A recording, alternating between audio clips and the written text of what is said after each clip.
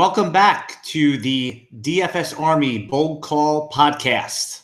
I'm your host, Alan Cislowski, also known as SeasonLongSez.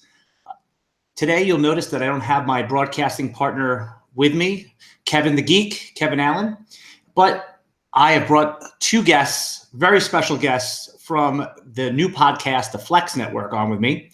I'm going to introduce them one at a time, and I'll start with Mr. Matt Beck, who's been on the podcast before. Welcome back, Matt.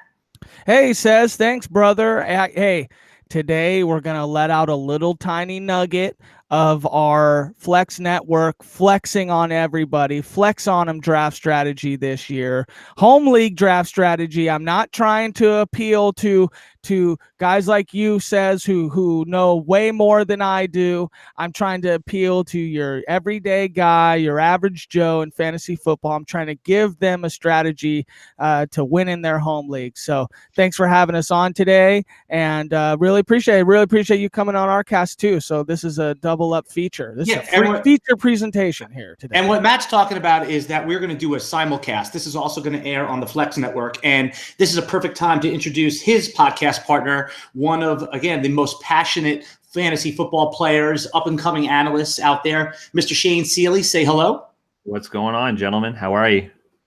Shane is actually, he is responsible for making this podcast an international podcast as he sits in Canada. So now we have, and maybe the first ever 3 time zone podcast, as we are East Coast Mountain Time, and we also have West Coast time represented. So welcome on, Shane. I'm looking forward to hearing how you approach redraft strategy. But today what we're going to do is we're going to start with, if you've been following us on Twitter, I participated in a high-stakes NFFC RotoWire online championship draft where I participated with a panel of experts, including Chris Liss from RotoWire. And Shane and Matt have had a chance to analyze the draft. And I'm going to start with Shane. You know that this is a 3 wide receiver PPR and a flex draft. What did you make of the first couple rounds? Did anything stand out to you in this draft right here that you saw? Yeah, well, okay. So I would say, first of all, we should outline that you started in the 11 spot, which is an interesting spot because a lot of people are taking the approach of a wide receiver when they go at the end of the first round and then at the start of the second round, which is exactly what you did. So you ended up getting Odell Beckham and Antonio Brown. So I would say that at a high level, I mean, there weren't too many surprising picks in the first round. I mean, you guys did it earlier this week when it had been a couple of days since the actual Tyreek Hill announcement, and the guy in the 12 spots on the turn ended up taking Tyreek at the 2.1. So I think that I mean, it's not a surprise, I would say, but I think that's going to be where he's going to be going pretty consistently. Well, if anyone also wants to follow along with the draft, I pinned it to my Twitter account at Alan Cislowski. All you need to do is just go on there, click the link, and you can follow along the draft. I picked at pick 11. Okay, going over it. Thanks. That's really good analysis. Hey, real quick, says, I think we need to really let people know that this is not just no normal draft. This is Beat Chris Liss, or is that? So we had like a go ahead. I don't want to steal her thunder. You had a real analyst. You had a real analyst here drafting, I believe, at the 1 hole from SiriusXM, correct? Mm-hmm. Yeah, this was a panel of experts. There was a handful of really experienced drafters. So, Chris Liss, who you named, he was on in the 1 spot, but the rest of them, some of them have grand totals of multi-thousands of dollars of winnings. So they may not be have name recognition from radio and podcasts, but these are heavy players in the NFFC high stakes industry. So with that said, was there any early round surprises from you, Matt? What did you think of how the first couple rounds went down? I mean, there wasn't any early round surprises, I would say. I mean, to me, early rounds in the first 2 rounds. I think once you get into the 3rd and 4th round, I think that there was some really big surprises. I think obviously it's pretty consensus that if you're at the tail end of the first round this year, you're just going to have to go wide receiver. I think that's a consensus, in our draft strategy that Shane and I on the Flex Network are trying to weasel our way around is that we're actually going to zag when the others zig. We're going to go no wide receiver in the first round. That's going to be our consensus, just to kind of potentially push players down the line. But I think the biggest kind of the craziest thing in this is George Kittle goes in the fourth round. I was going to say, yeah, that's a steal. And of course, it went to Chris Liss. Right. Well, of all the guys. Well, now keep in mind, for those looking at the draft, this is a third round reversal draft, which means that the first round was picked 1 through 12. Then we went 12 through 1 in the second round. And then the third round, we start with the 12 spot again. So if you're picking from the 1 spot, normally you would pick first, 24th, and 25th. But in this particular format, if you're picking from the 1 spot, you're picking first, 24th, and then 36th and 37th. So that's an interesting piece right there. But yeah, that said, Kittle did go in the first pick of the 4th round. Yeah, which is like essentially after the third round reversal, you get through the next 12 guys, and then he's the first tier on that next, half of the draft. Well, why do you think that is, Shane? You can jump in there because that's a good spot. Why do you think that Kittle fell? Do you think that after early season best ball, go get the tight end mania, that maybe people are cooling? Is there any particular reason that you see that Kittle may have dropped to the 4th? I think that's exactly what it is. I mean, it's the debate about do we take a tight end early it's kind of up in the air. I mean, I was in a best ball that started just yesterday, and Travis Kelce went in, I think, at pick number 7. Now, this isn't, it's like a low dollar, low entry best ball on draft.com, but it's still an indication that there are still some people out there, and it really only takes 1 or 2 people to go all in on the tight end. But I think that there's that sweet spot in around 5 to 7 where you're getting like the OJ Howards, Hunter Henry, Evan Ingrams that allow you to go and really bolster those main skill positions. So get your foundation running back, get your foundation wide receiver, and then when there's kind of those question marks, those like the Tyler Boyds of the world, even like a Kerryon Johnson from a running back perspective, that's where guys will go and say, okay, I think I'm going to go and take a tight end here, which is likely going to be a higher end commodity. So I think we're seeing that happen. But I mean, I'm going to be honest with you. I've done probably about 30 to 35 drafts. I would say this is one of the latest I've seen George Kittle go, period. So yeah, it is quite surprising. Okay, so that's a perfect lead in. So Matt, when the draft strategy that you've been promoting on Flex Network, you've been coming up. I know you've been back testing a little bit, looking at current ADPs as they shift, and you brought up that Kittle went late. How does this sort of configure into your strategy? Maybe this is a good time to compare and contrast what I did in my the analyst draft to what you see happening in first rounds. What is the first round of your draft strategy going to look like? Yeah, so good question. Thanks for asking. We have George Kittle in the 2nd round this year of redrafts. That's our strategy. Like you said, we've been back testing it, and I'm gonna reveal the mock I'm literally doing right now here after I would say the next 2 picks go off the board, which should be in about 5 minutes ish, and let you know what our team looks like testing that strategy out. But we are actually going no wide receiver first round, and so if you do that, especially in an experts league draft, you really put people on their head. And I think that is really what we're aiming to do here, is we're aiming to maximize our opportunity. You're looking to punish the rest of the field. Exactly. And when you do that, when you punish people, you make them have to make different moves than what their preset strategy is. And I think that's exactly, New Orleans Saints are going to pass to Alvin Kamara all day. Look for Alvin Kamara on the wheel route, and then you get Alvin Kamara right up the middle all game. And you didn't game plan for it. So you just put them on their head, just smack them, you lay them flat and make them have to resort to their backup strategy in order to draft. And I think that's what we're going to aim to do this year in our redraft strategy, is we're not going to go wide receiver at the end. Breaking news, we're going to go Damian Williams. Okay. At the end of the first round, Kittle in the start of the second round, if we didn't get David Johnson or McCaffrey in the first, 7 picks or whatever it is. So Matt, I'm just going to jump in there. So I think that's one thing that's really interesting too, is that, I mean, you look at George Kittle, and I think he's pretty much the de facto #1 receiving option in that offense right now. I mean, obviously Dante Pettis is there, but I still think he's got a lot of ways to go.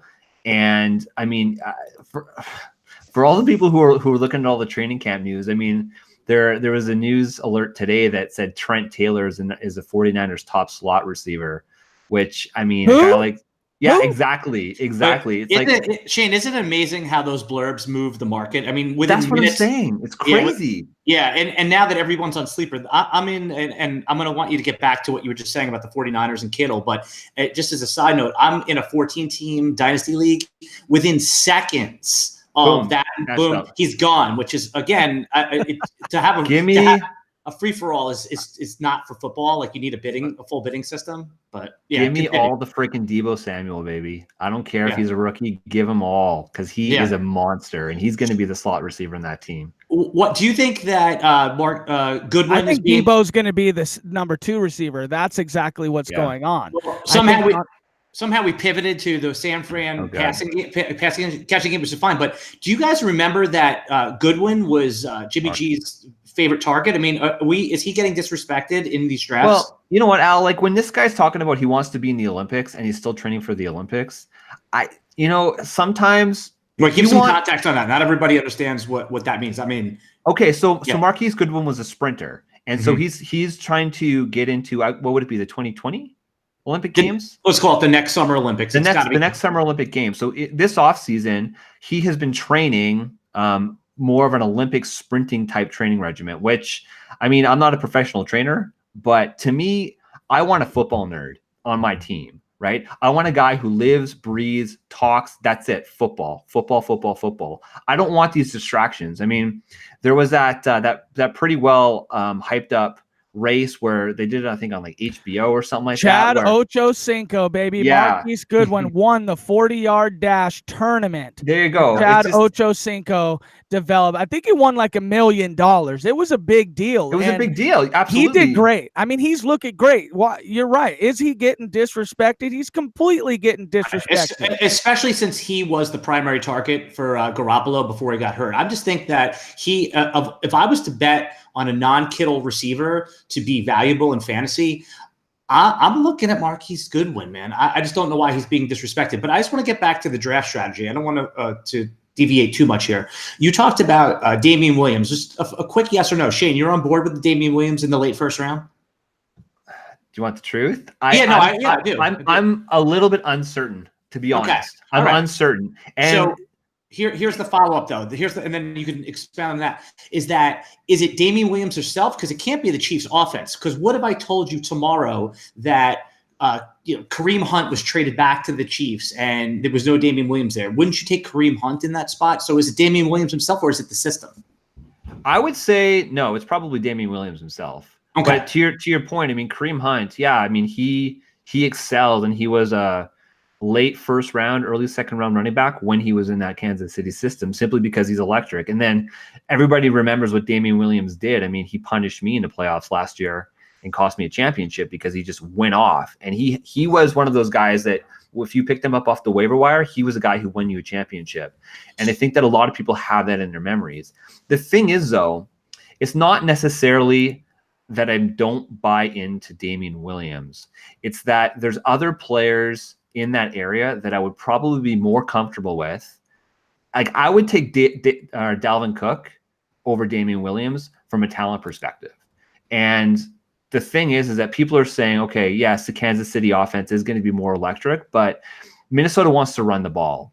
And as much as you say that like a guy like James Conner has the risk of a Jalen Samuel, and I love Jalen Samuel, so don't get me wrong, but I think that a guy like James Conner, he did it last year, and that's the kind of offense where they do run it through the running back, and I think there's going to be a lot of opportunity. So that's just a case where it's not so much that I don't love Damian Williams. It's that when you start stacking up those top 12 players in your top round, I wouldn't necessarily put Damian Williams in that category. Well, now, early second, yes.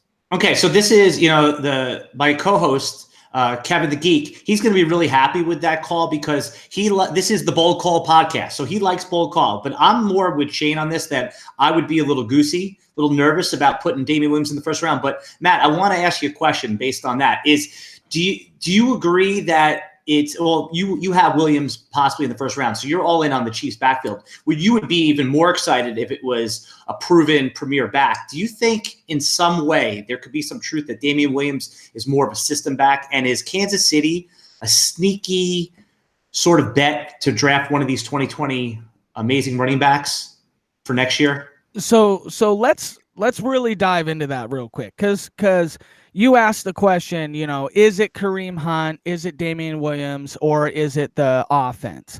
Okay, here's the thing.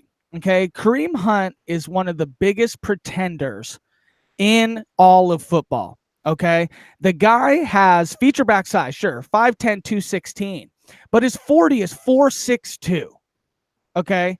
He doesn't profile. I mean, his agility score was 16th percentile according to Player Profiler. His speed score, according to his height weight average, is 45th percentile. Now, you look at the system. He did well in that system.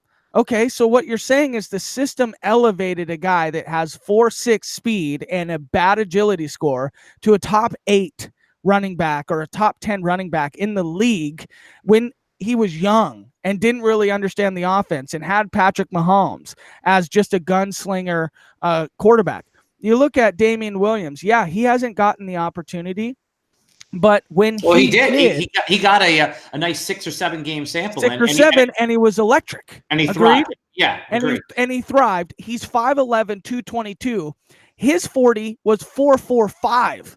Okay, almost 0.2 of a second faster, with a speed score in the 80 or in the 95th percentile. All right. Okay. Here's the difference. I mean, you saw a couple seasons worth of Kareem Hunt, and he passed the eye test for me. He was able to shake defenders in small spaces. He proved to be, at very minimum, a plus pass catcher. I mean, I would even almost put him in the just sub-elite category.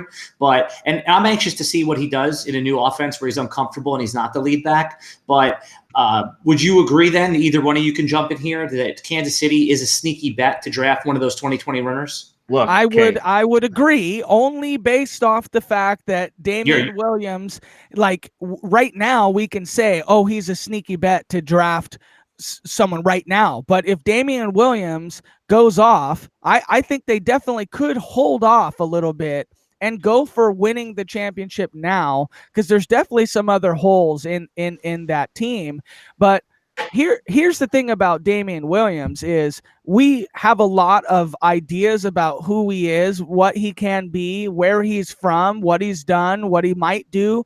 What we're saying is that if Damian Williams had a full entire season based off the production that he had in the 6 games, he would be drafted in the first round. Agreed? Well, we're going to see it this year. Here's the thing, though, Matt. Okay, I'm just going to jump in here.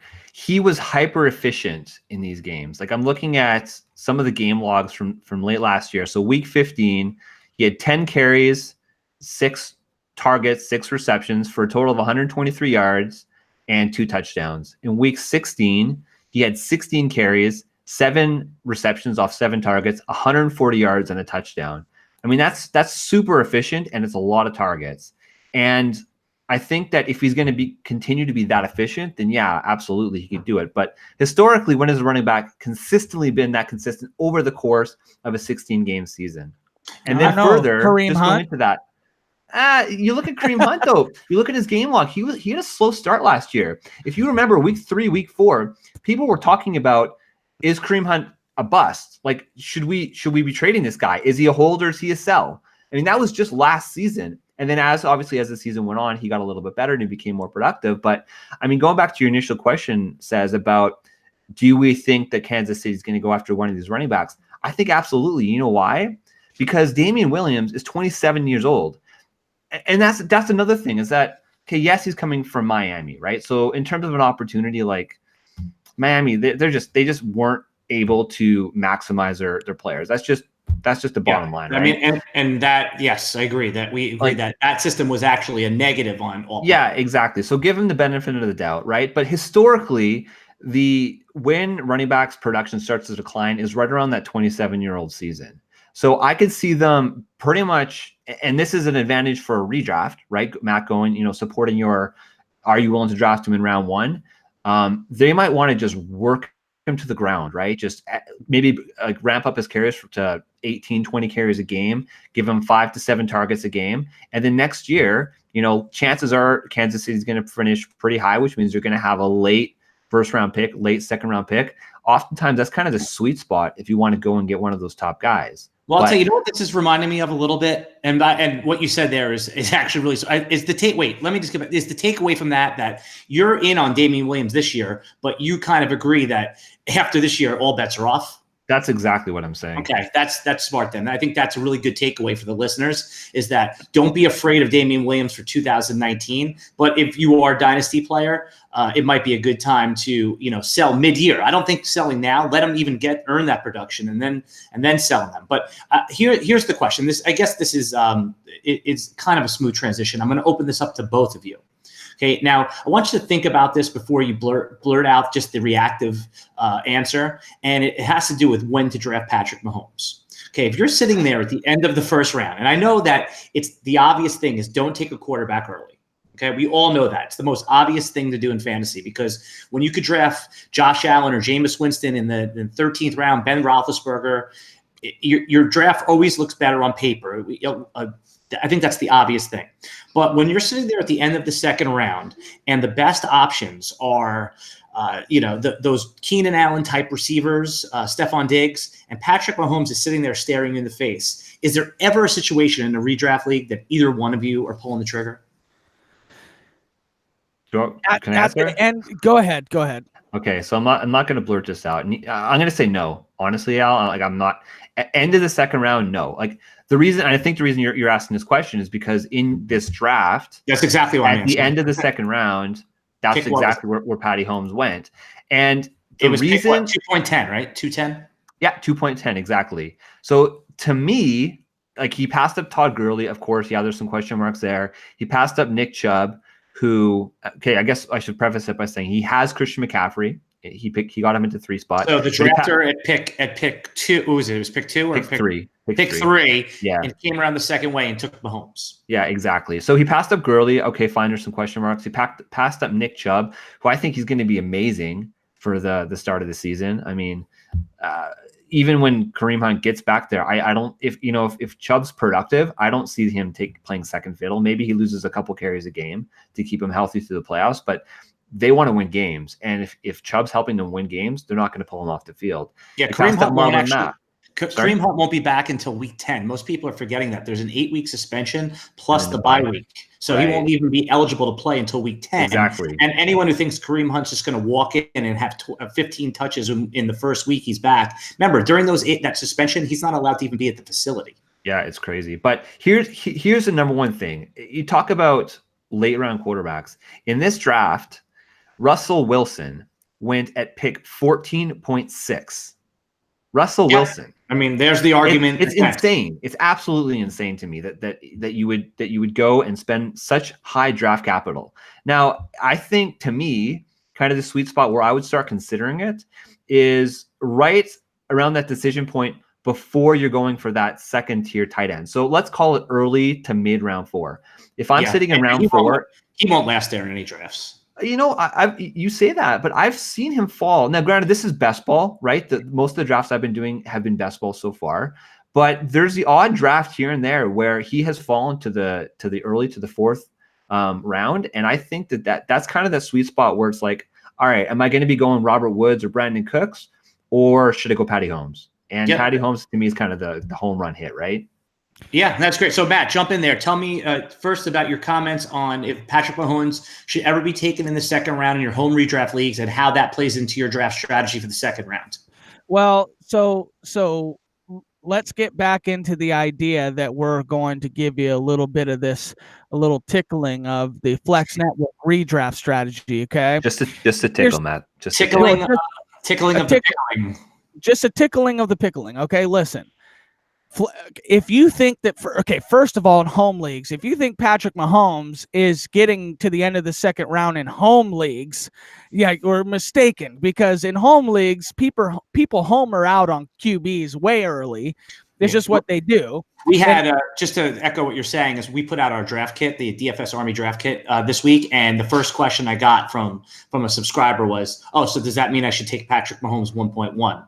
So so yes, you're right. He's probably not going to make it out of the top 15 picks. He's not. But when when the Flex Network is saying, hey, this is your home league draft strategy. I mean, here's the problem with saying that is the home league draft strategy does still kind of compute with semi-decent drafters, guys that know what they're doing. Because why would you go out and find us via podcast if you weren't trying to raise the level of your fantasy acumen? Here's the thing about Patrick Mahomes is, yes, 100% would you take him in a home league at 2.10? Yeah, sure I would, because we understand and know that in home leagues, even if you're an above average drafter, there are going to be guys that you can hit on later in the draft or whatever it may be, where you're going to then just flex on everybody in your league.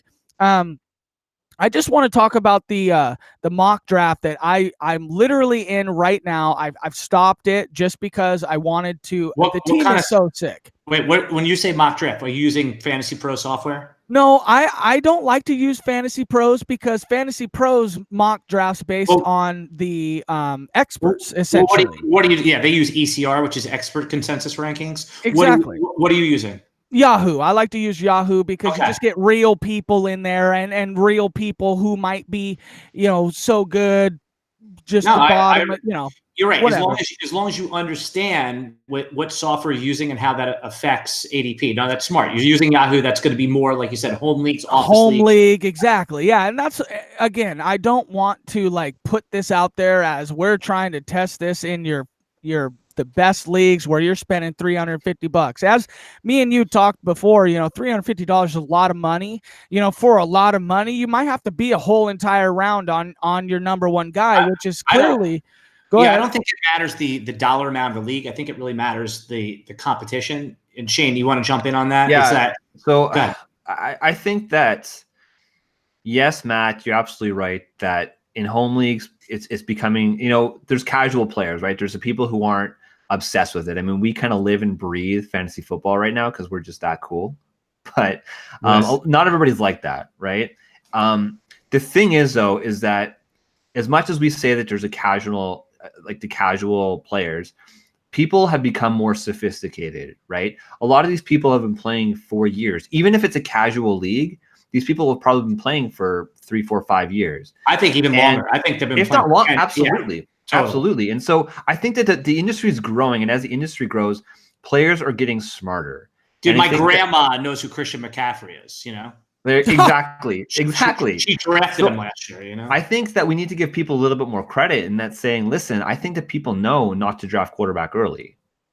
Not everybody, that's a hard one, but people will know your average person, like the garbage Aaron Jones draft in the 4th round or the 3rd round or the 4th, whatever, whenever Says did it. Just to give context, what Matt is talking about was in that experts draft, I took Aaron Jones in the 3rd round, the 2nd pick of the 3rd round after going wide receiver, and this is kind of, not to deviate again what we were talking about, but Aaron Jones, to me, it strikes me as one of the running backs that you can get in the 3rd round that actually has a legitimate chance to be in the top 5 when it's all said and done.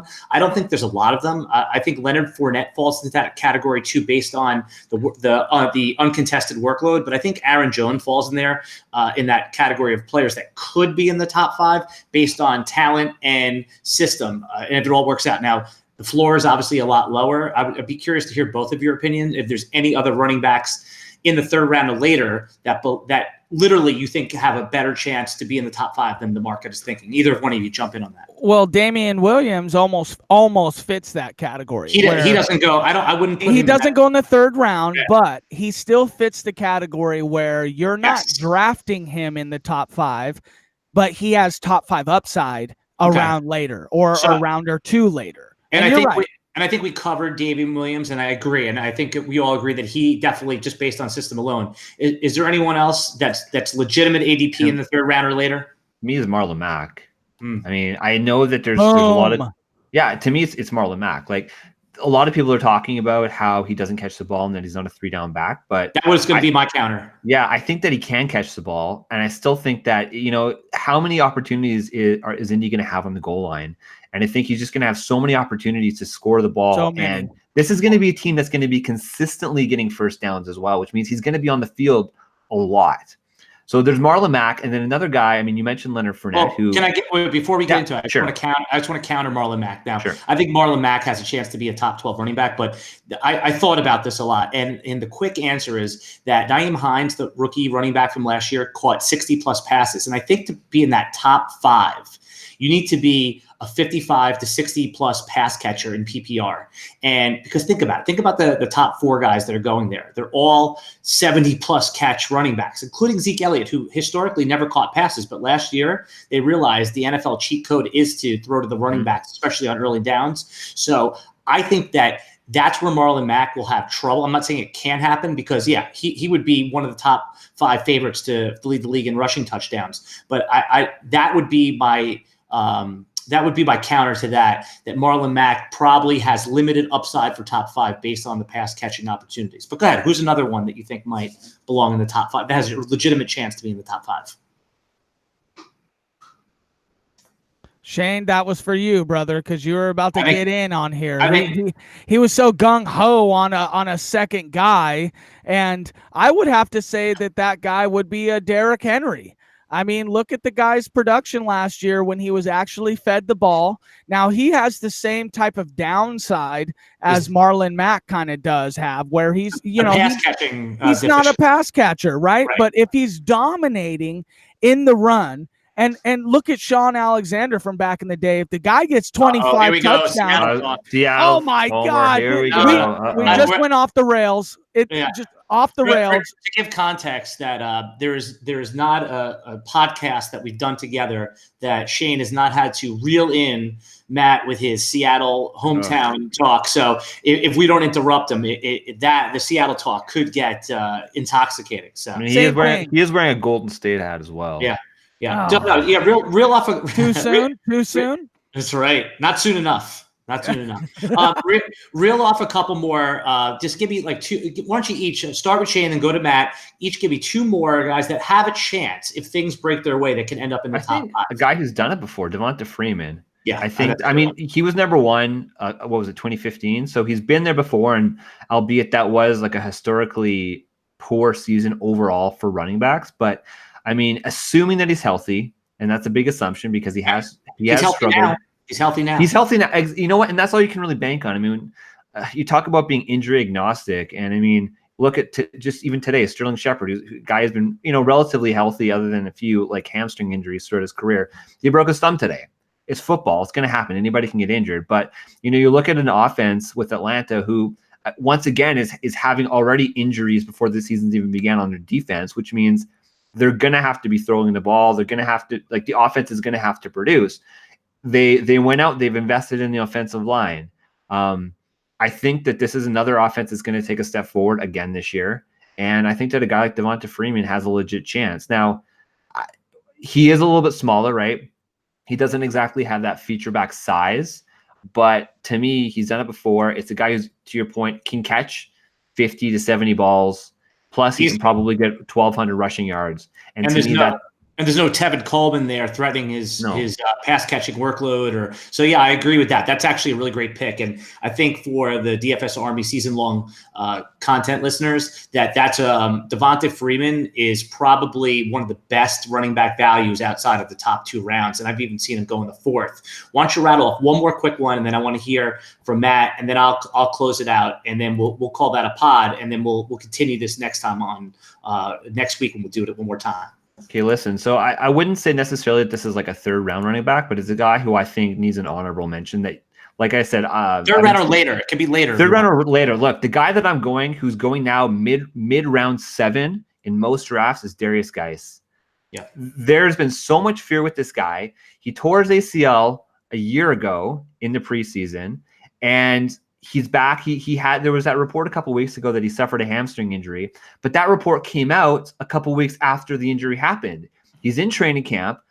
Just today on Twitter, they were showing how he was catching the ball with Haskins after practice, and he's out there. He's working. He's working with the starters. And don't give me this Adrian Peterson is going to be the what did he say? He wants to rush for 2,000 yards this year. I mean, Get out of here with that, right? I mean, give me Darius Geis, and that guy can catch the ball too. Yeah, so I think that Freeman and Geis are 2 guys that outside of the top 24 picks, that those guys have legitimate. Those are great picks, and they can be had at a bargain. And I think Peterson being there really depresses Geis's redraft ADP, and it's certainly depressed his dynasty ADP as well. Well, I think just people are they're not very high on the Washington offense in general.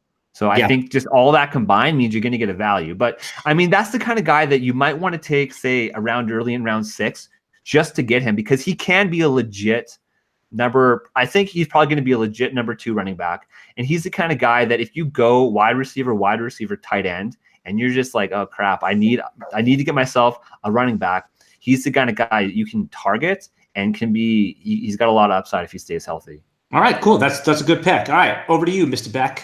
Tell me, I know you've done a bunch of the best balls now, and you have a great sense from playing years of fantasy football. Who are the 2 running backs that you think have legitimate chance? Not just you have to squint to see it, not if everything breaks right, but who are 2 running backs that we should target in our redraft leagues that could legitimately end up in the top 5? Well, Shane and I are the Flex Network. So Darius Geis is one of the answers. You can't ask the same entity the same question and not have some convergence. That's so fine. One, Darius Geis is one. Can I just say, the Geis is right this year, I promise. The Geis is right. The Geis is right. Wow, and you know what? I think we just came up with the title of this podcast. It's going to be The Geis is Right. Can I just throw one just really quick side story? Just because I think people will appreciate this.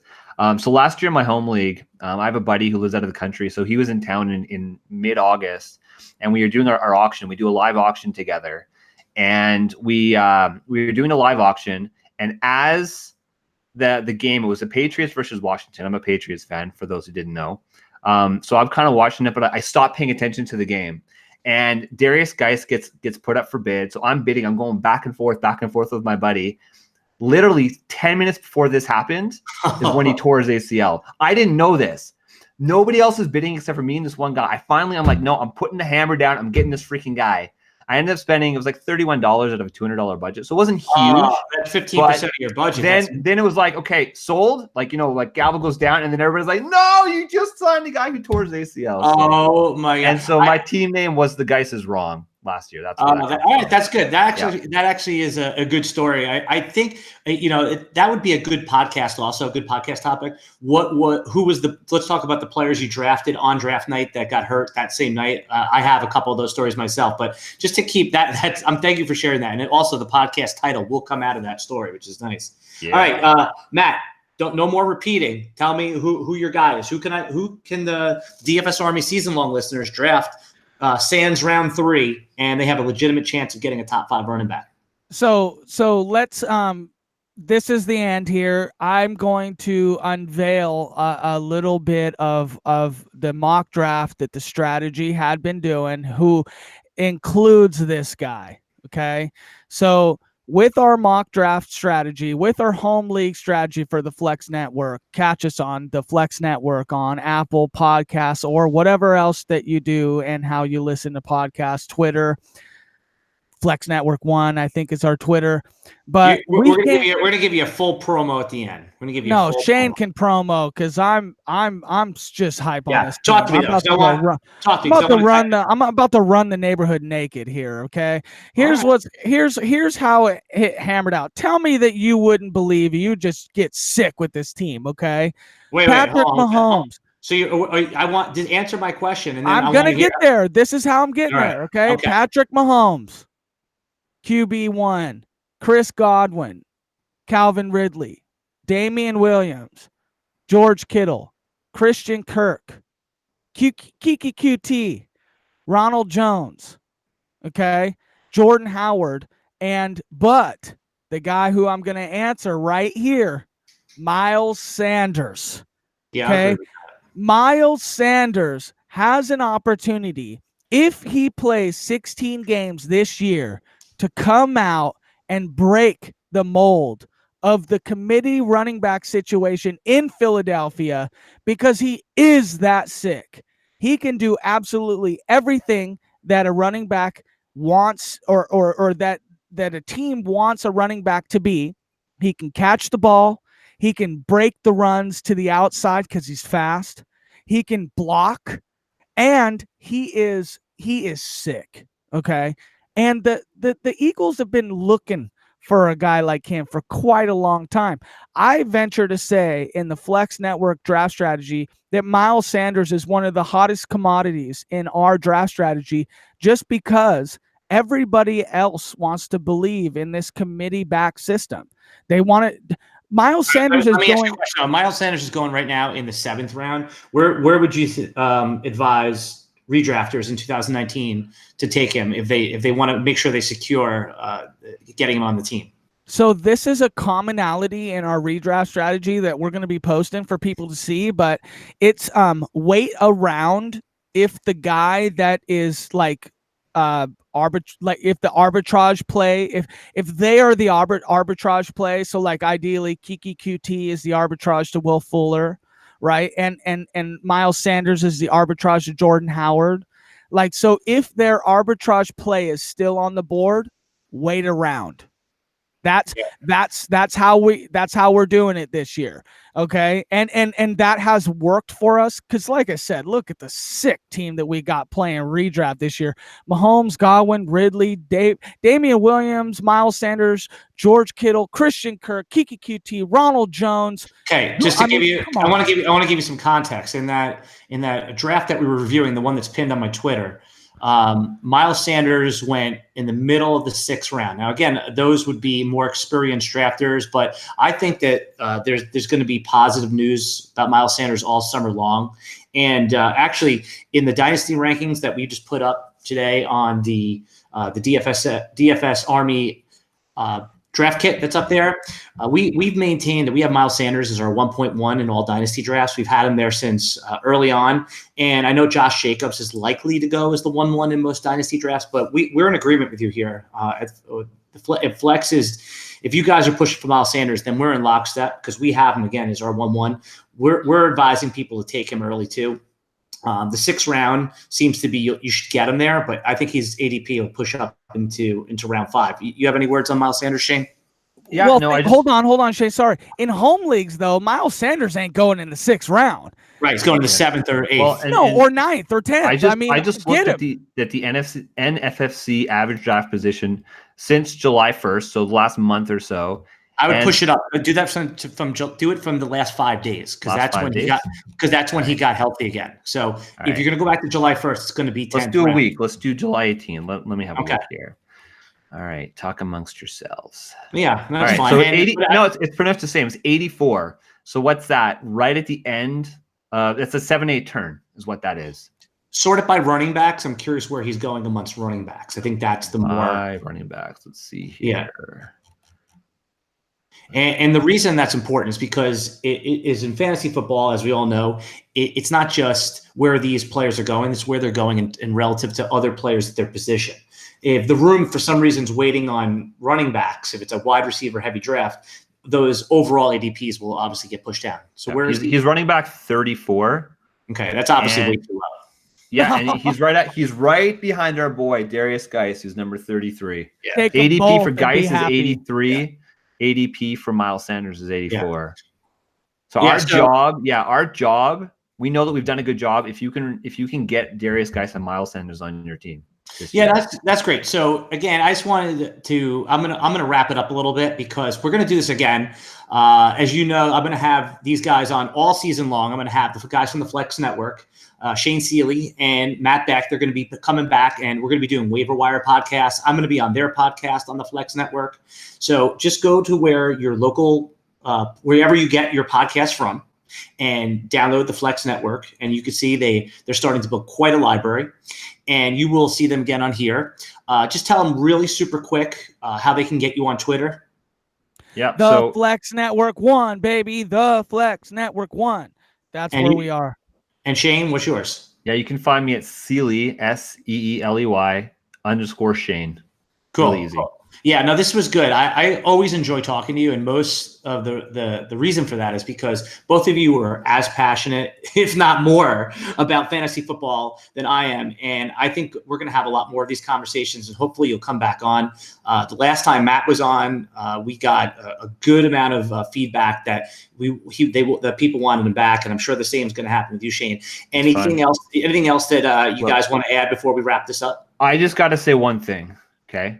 So we all play in a dynasty league together, and we also play with the Geek. And I would be remiss. I know Matt's just signed. I have to say, I'd be remiss if I didn't say that the Geek put us all in our freaking place last year, and he took home the title. And Geek, we're coming for you, baby. We're coming for you. Yeah, again, just to give context to the listeners, the president and CEO of DFSArmy, Kevin the Geek, as you all know, who DFS master, also didn't tell us that he has some hidden dynasty talents. I brought him into this passionate league of dynasty players, and he ended up taking down. So more games. Williams, man. He had Damian Williams on his team. Yeah. Not anymore. Okay. Hey, listen. I fleeced Geek. Okay. Yeah. Kyler Murray for Damian Williams, who we're high on for win now. A first-round pick this year, which turned into Paris Campbell, and a first-round pick next year. I'm coming up, baby. Geek, thank you so much for allowing me to fleece coat you. I know you live in New York. You need that fleece coat, baby. It's cold up there. Yeah, he's going to come on the next podcast with us. He apologizes that he couldn't be here. He was actually traveling down from Montreal today. So coming from your country there, Shane. Love it. Okay, so everyone else knows that we just put out at DFSArmy. We put out the draft kit. It's there for all subscribers. They can go check out our rankings, Dynasty Redraft. We have articles. We're going to be putting waiver wire podcasts up there with recommended bid amounts. And that's it, guys. Thanks again for coming on the Bold Call. This will also be simulcast on yours, the Flex Network. And until next time. Thanks, guys. Later, brother.